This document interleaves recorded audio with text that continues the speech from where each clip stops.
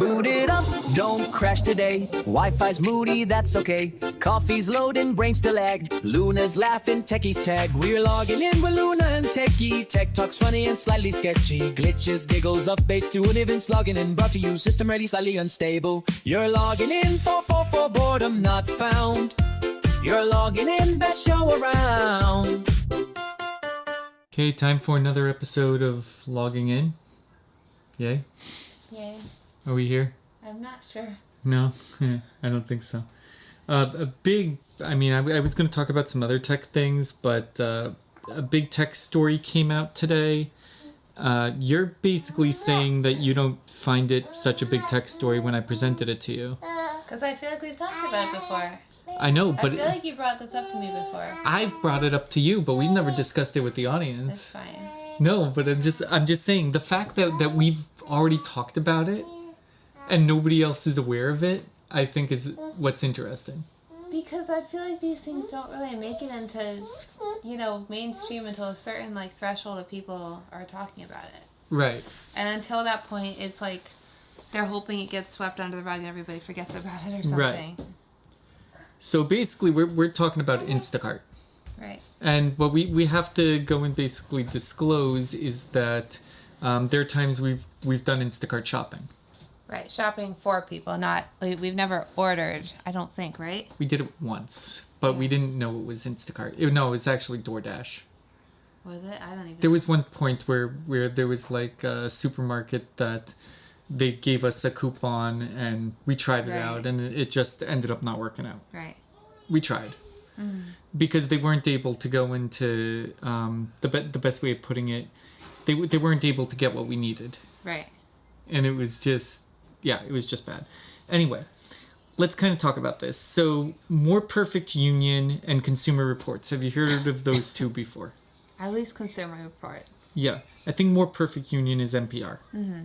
But they decided to work together on discovering what's going on when it comes to Instacart. So this was all brought because there was one individual who happens to be an Instacart shopper that was noticing, and this is something we've discussed for the longest period of time, it's just well known in the shopper community, that when it comes to orders, we strongly believe and pretty much have proof that different shoppers who are in the exact same room will receive different prices for the same order to shop the order. You mean by product or just for the whole order? No, I mean the whole order. Yeah. So somebody will go and they'll be like, hey, do this order, it's $4. Do this order, it's $7. Do this order, it's $15. Mm-hmm. And then essentially what ends up resulting is there's this, I don't know if the right word is schizophrenia, or how would you describe it? I don't know. Finish your sentence.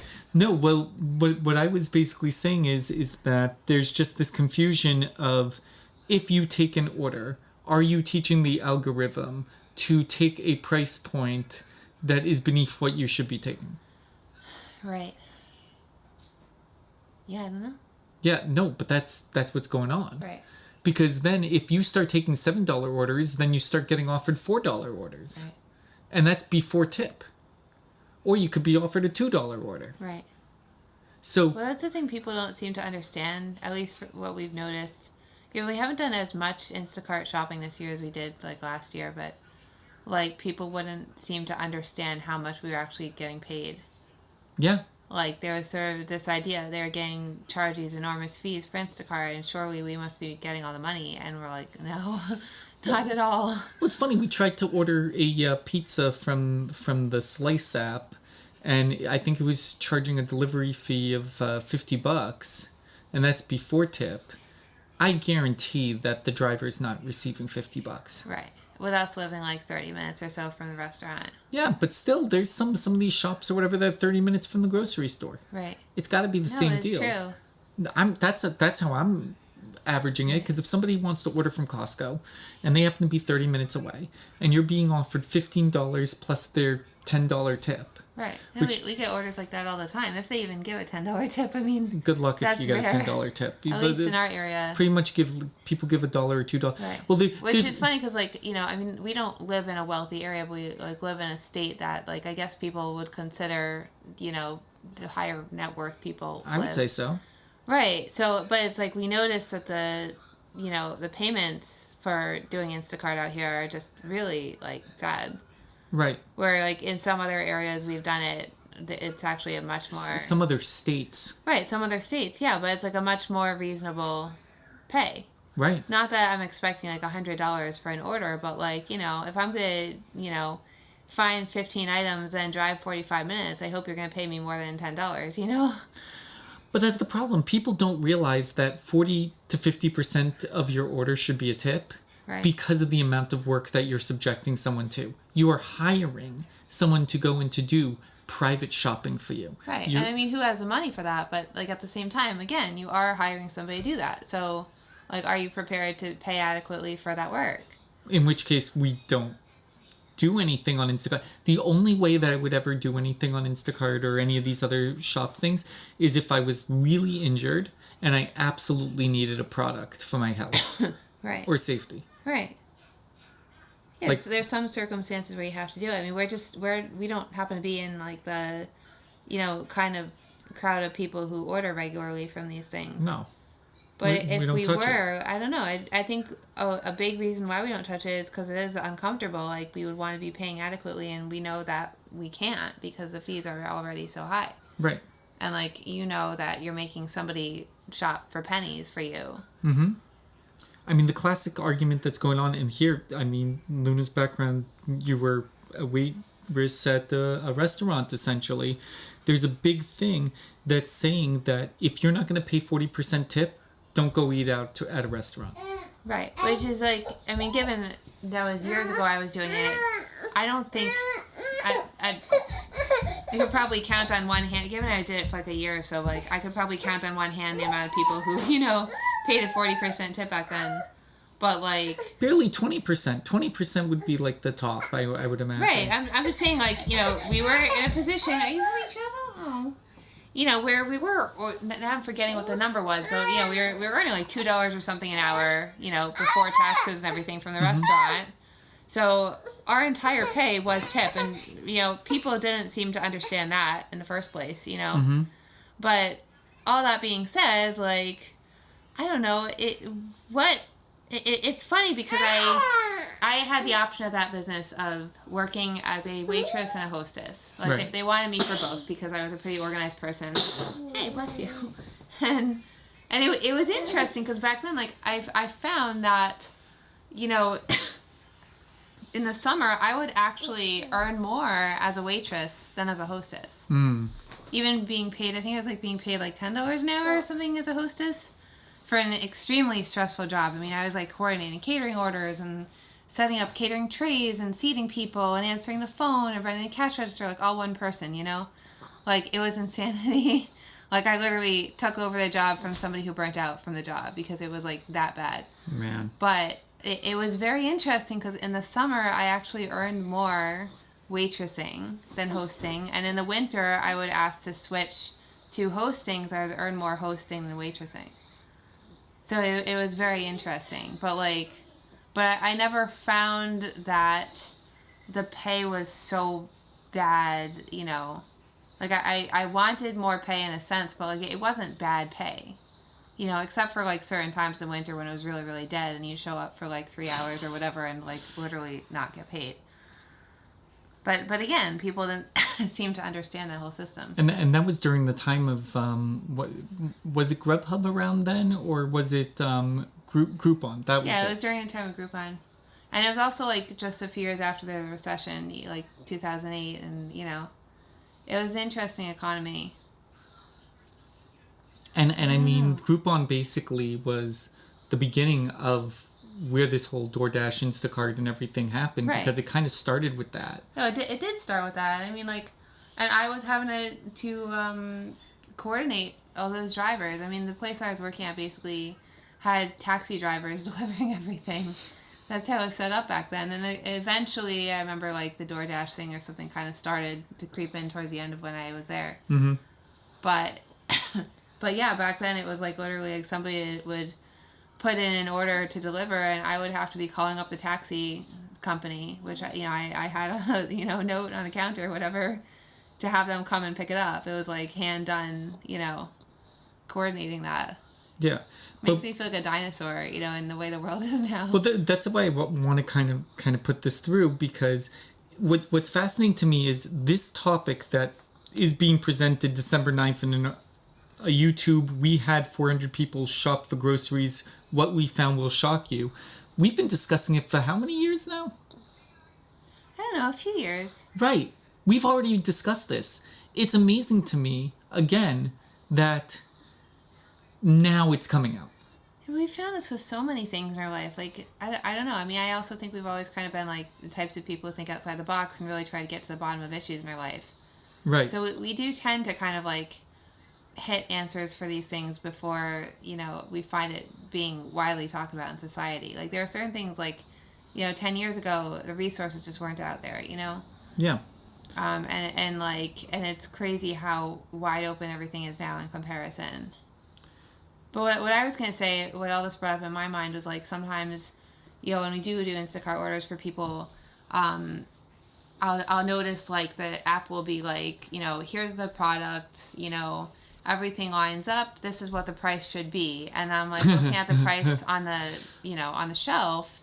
The price on the shelf is more than it is on the app. Yep. I'm like, that's interesting, or less, right? And the product will line up and everything will go through. Sometimes I have to double check the price and verify that's the right product through that, know. But it's very interesting when they they don't match like that. It makes me think of this whole conversation. Yeah.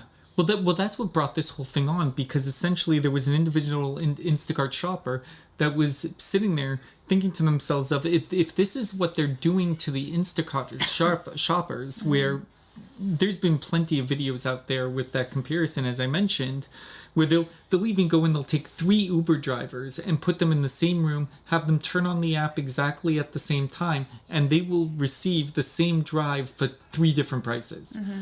If that's what's happening to the drivers and to the shoppers that are doing that, the thought process is, are they doing this as well to the people buying from Instacart?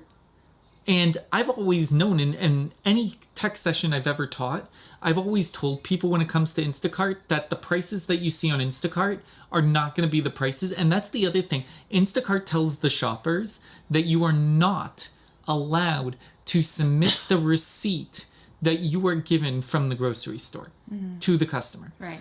If they ask you about pricing, they can only refer to the email that was sent to them in the app, or whatever text message was sent to them. Mm-hmm. They can never refer to the actual receipt, and you as the shopper hold the receipt as proof that you have the groceries, or if you need to return the groceries if they don't show up and they're a no-show, that you have the ability to return it. Mm-hmm. And I feel like that element right there, where they're like, hey, don't give the customer the receipt, was the moment where my head went and said, this is something that I feel like I don't want to participate in buying from products like Instacart, because I immediately was just like, the prices that are on Instacart, even if you were to do a pickup order, has to be different than what we're seeing in the grocery store, especially with what you noticed. Right, they're hiding stuff.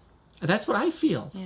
And that's why I wanted to bring this topic up and stuff. And one thing I mentioned, and we're almost at the end of our first 15 minutes, is that I wanted to bring this across both 15-minute segments, because I feel like this is impacting people so much at this time, especially with Black Friday and all these other things that are happening right now. It goes back to like sometimes, I'll see one price for things on my iPad because I don't use a smartphone. Yep. Right, and you'll see a completely different price on your smartphone, Right, and we'll have a disagreement because I'll go and I'll be like, where's that price you're talking about? Right. And I will have a tough time getting that price. Right. And it reminds me also, like, I feel like this is a side thing, that people joke about, but, back in the day before Amazon acquired Whole Foods, like, this just come to my mind, but, like, we used to shop at Whole Foods a lot. Because that was before we had kids, and, like, we were trying to eat healthier, and it was like I was pretty good at, counting, budget and like, knowing what I was spending. I remember that. But like the bill would turn out a lot higher than, than made sense. It Correct. was like, are there hidden fees in here? I don't think we ever really got to the bottom of it, but I think this goes to the bottom of it. This definitely goes to the bottom of it. Because it would come out like, it was. I know everybody always jokes about Whole Foods being like extremely expensive, but whole paycheck. Right, but again, like in a lot of instances back then, I was very well aware of how the pricing compared between different grocery stores, and like to some degree, I was paying attention to that. That I would be like, this isn't the pricing that I had, anticipated. Yep, and we have to go to the water cooler, but we'll be right back and we'll just continue this conversation. Mm-hmm.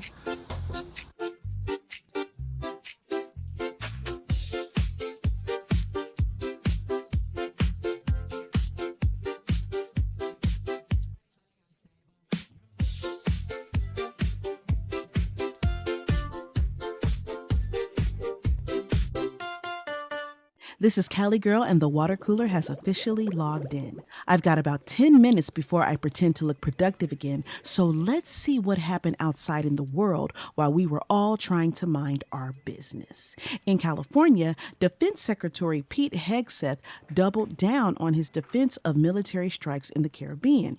He argued that President Trump has the authority to take action as he sees fit, even as questions pile up about the legality of those nearly 24 boat strikes since September. More than 80 people have died, and legal experts, including some Republicans, said the administration stretched wartime rules to justify targeting specific smugglers who weren't attacking the U.S. Scrutiny intensified after reports that a September strike was followed by a second hit on survivors. Hegseth denied ordering anything like that, saying he watched the first strike but didn't stay for what happened after. When asked if the Pentagon would release the footage, he said they're reviewing the process, and that's where it stayed. And speaking of decisions that changed a lot overnight, the administration halted immigration applications from 19 countries covered under the June travel ban proclamation. USCIS quietly directed staff to stop final adjudication on all cases, including citizenship ceremonies for people who were just days away from becoming naturalized Americans. The agency said it's a temporary pause while they reevaluate vetting standards, but for thousands of families, everything froze instantly. DHS said they wanted to ensure only the best of the best became citizens, and they're reviewing all Biden-era benefits for people from countries of concern. Meanwhile, anyone caught mid-process is just waiting. And if you thought immigration paperwork was the only thing getting paused, the administration also announced it would begin withholding SNAP food aid next week from all Democratic-led states. The standoff centers on states refusing to hand over data like names and immigration status of recipients. USDA claims it needs the info for fraud detection. The states say it's invasive, unnecessary, and potentially illegal, and they've already sued to block the requirement. California was given an ultimatum: provide the data or watch millions lose food assistance. 42 million low-income Americans rely on this program. The countdown is already running. And while that played out in court filings, another battle unfolded on streaming screens. Sean Combs, a.k.a. P. Diddy, a.k.a. Diddy, a.k.a. Love, his mother pushed back hard against the Netflix docuseries The Reckoning. In a lengthy statement, she called parts of the project false, misleading, and intentionally damaging, specifically denying claims that her son ever hit her during the aftermath of the 1991 City College tragedy. She said Netflix went salacious for views and accused longtime rival 50 Cent of fueling the narrative. Combs' legal team also fired off a cease and desist, calling the docuseries a hit piece, though no lawsuit has been filed yet. With his criminal conviction on appeal, new investigations underway, and dozens of civil cases still open, the story around him continues to expand. Meanwhile, outside of the entertainment world, the internet itself decided to take a brief personal day. A major Cloudflare outage took down websites across multiple platforms: LinkedIn, X, Canva, and even Down Detector, the site that tells you when websites are down.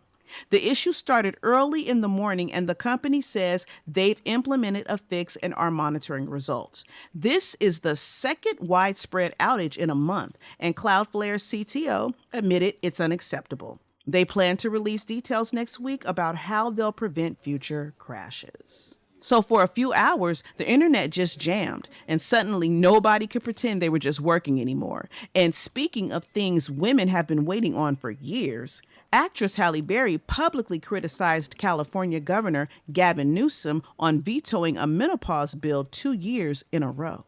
She praised Illinois for expanding hormone therapy coverage, then said Newsom overlooked women and shouldn't be considered for a future presidential run because of it. Newsom's office responded that he supports better access to menopause care, but vetoed the bill because it would have unintentionally raised healthcare costs for millions of women and families.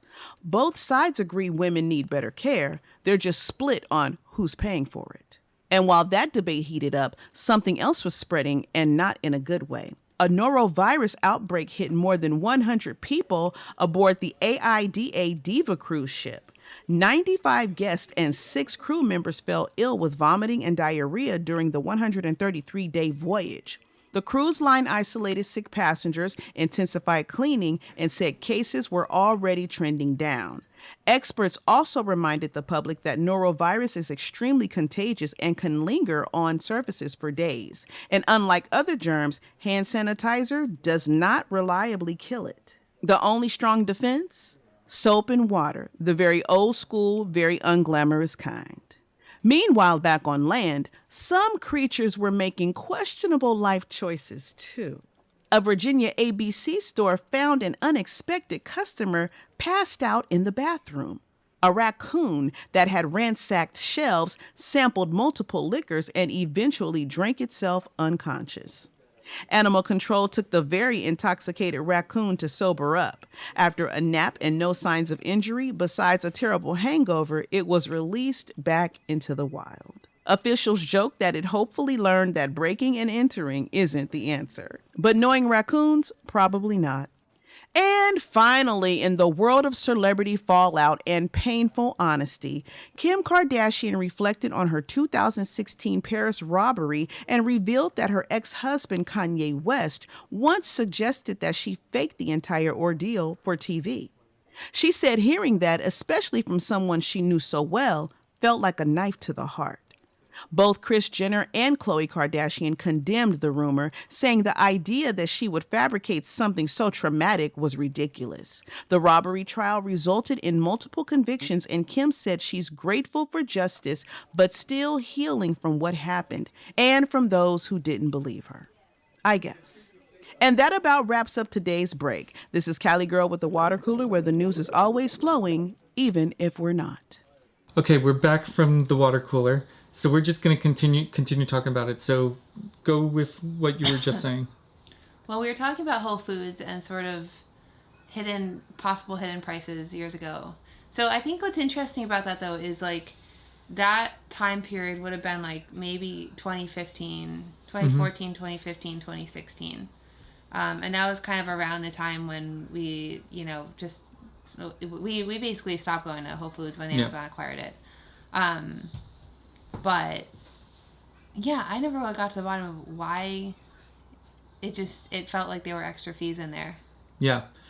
Right. That's what I was going to say. It was like very much equivalent to what you see in pricing now, where like you'd be like, I only bought 4 items. Why is it costing me $50? Yeah, exactly. And what was especially weird is like that I don't remember, calculating prices on the shelf as equaling $50 or whatever, Correct. That's what I never got to the bottom of, and it just felt really strange. So I'm going to go through now what is discussed in the We Had 400 People Shop for Groceries, because at least we've given them some background so that we can at least discuss it.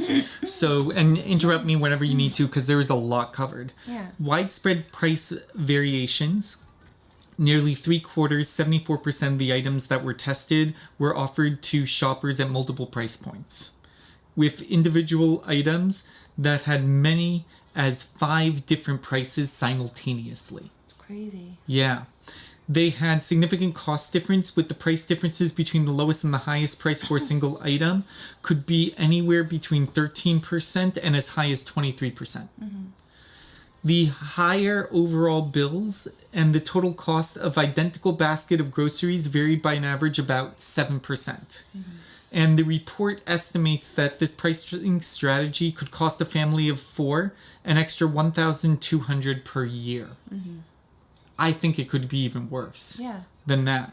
Because again, this experiment, the shoppers were basically put into a room, and originally were told they were put in the exact same location, and they were literally told, okay, we're going to go and all open our app at the same time. We're going to choose the exact same store. We're going to choose the exact same items in the exact same area, and write it down on the card, take a screenshot of exactly what price you have, etc., etc.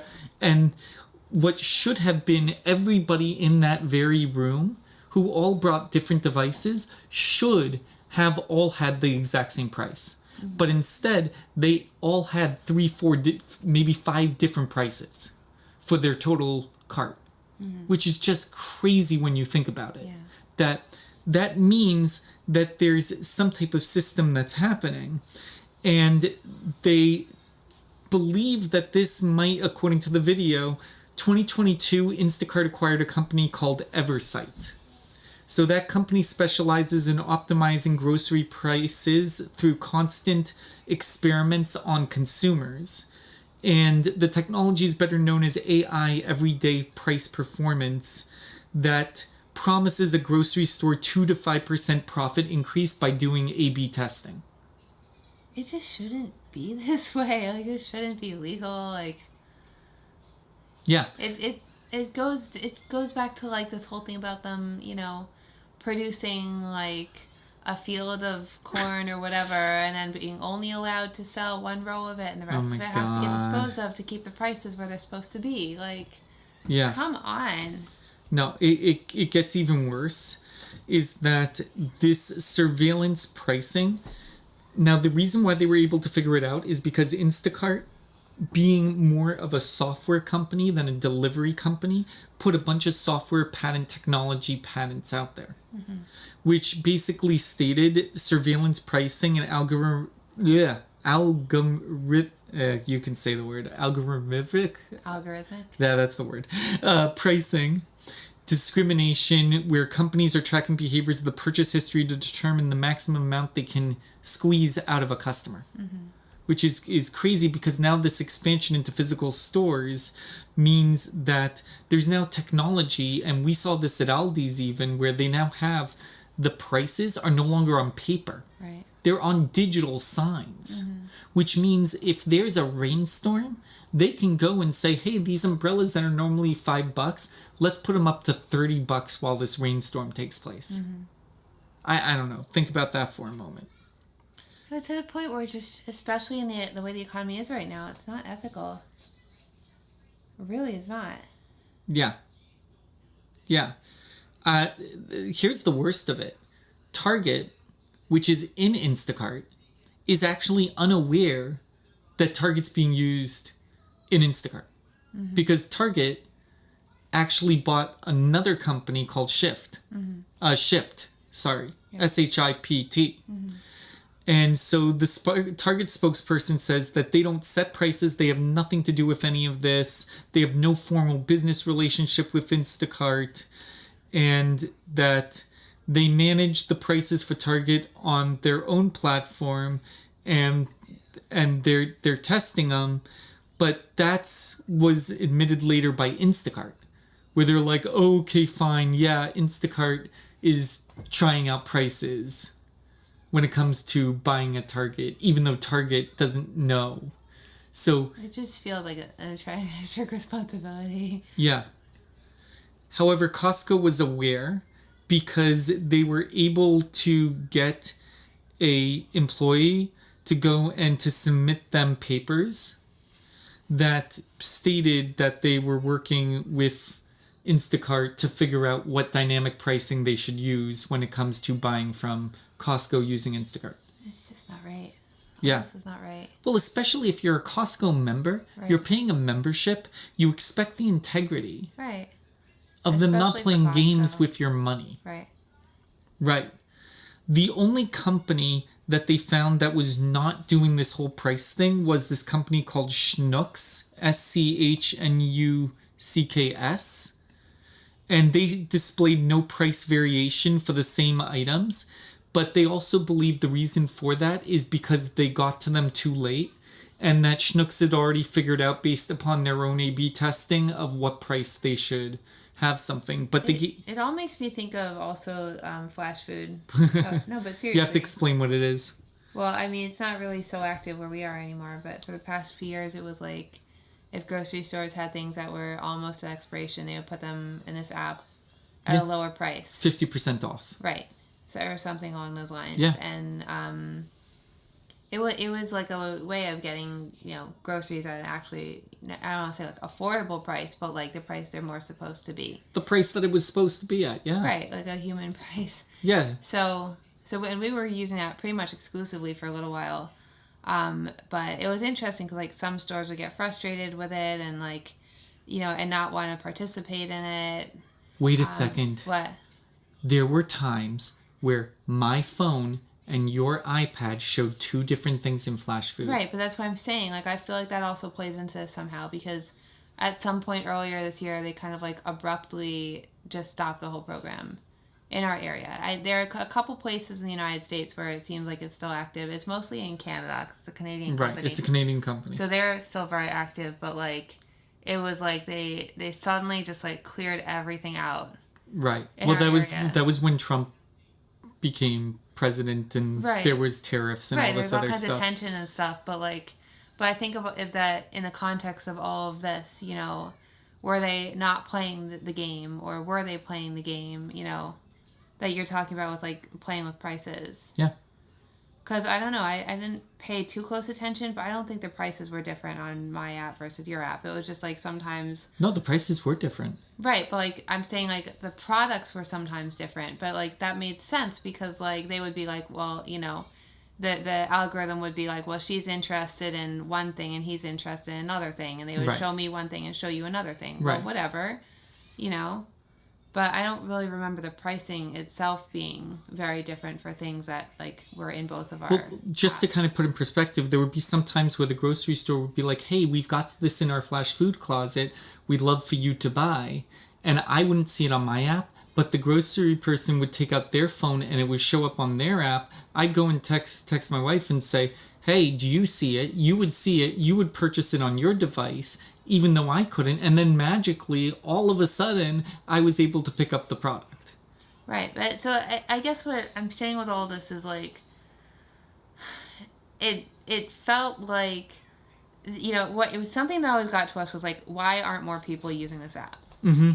Right? Like, and everybody's in a different economic position. Like, obviously a lot of people are on, WIC and food stamps and all that, which I think did work for Flash Food. Yeah. Right?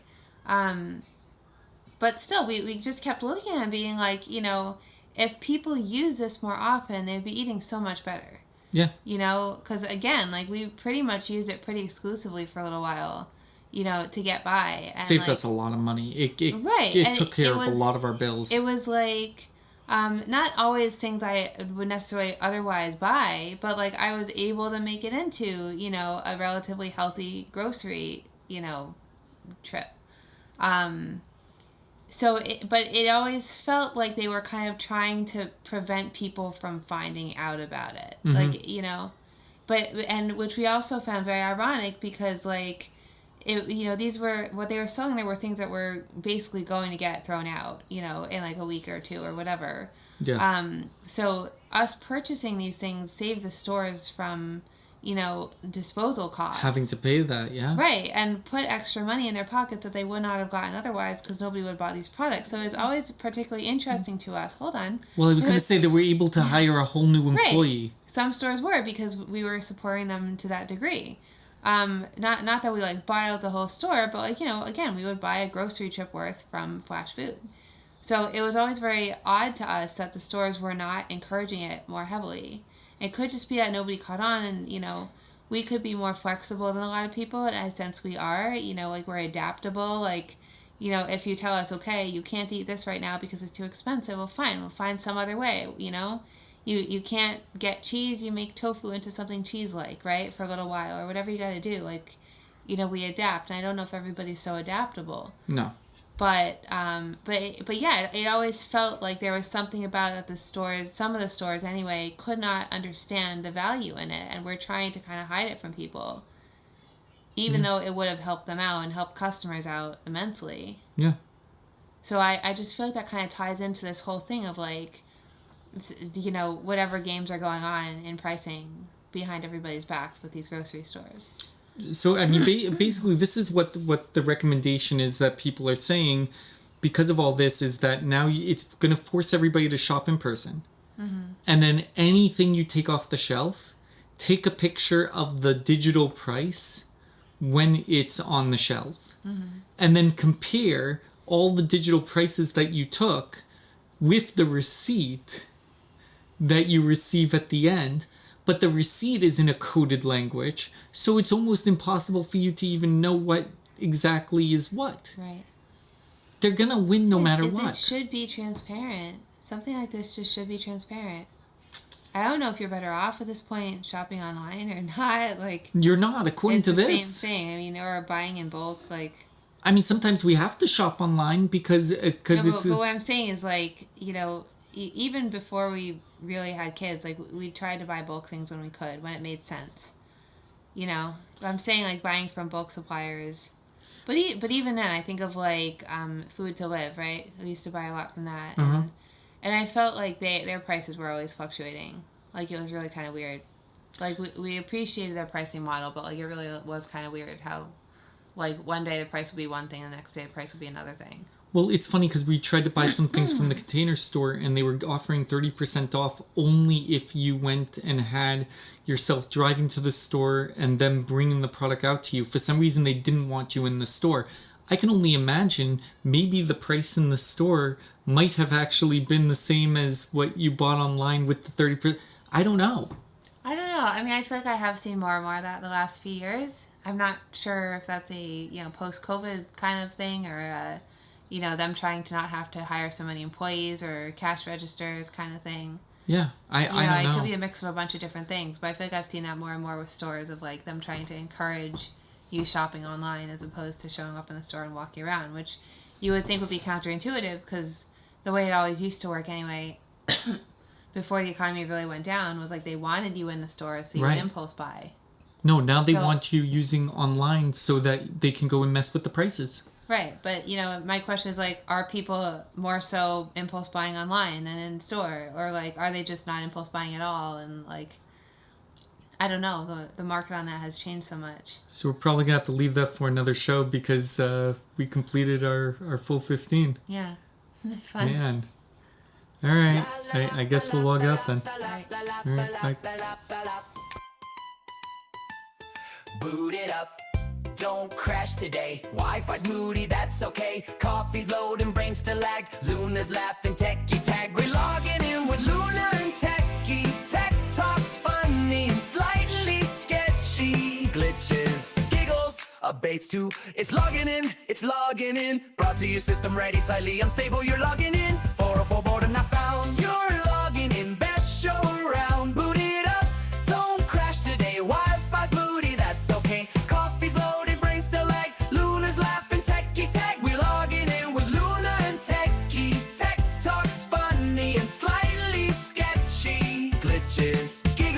Updates too. It's logging in. Brought to you system ready, slightly unstable. You're logging in. 404 boredom not found.